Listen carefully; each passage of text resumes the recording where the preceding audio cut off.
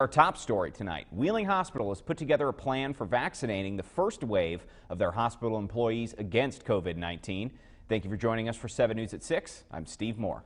And I'm Stephanie Grinley. Pfizer Pharmaceutical is expected to get their approval for their vaccine later this week, and the hospital plans to start vaccinating employees by next week.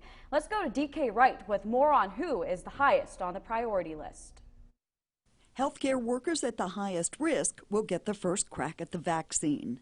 Those in the emergency department, those in our ICUs, those in our pandemic units that are working will be the first priority group. And not just doctors and nurses.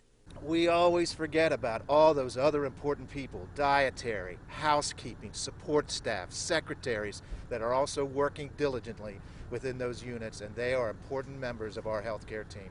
Dr. Clark Milton says people are hesitant about vaccines in the case of many far distant diseases, but he says COVID-19 has become personal.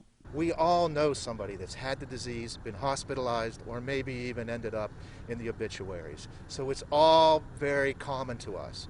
It's not something far away, and that changes people's attitudes about vaccines. He urges everyone to research the issue on their own so they can make an informed decision about getting vaccinated. The shots are voluntary at Wheeling Hospital, and he says even if you do take the shots, you can't abandon other preventive measures. Even with vaccinations, we need the 3 W's.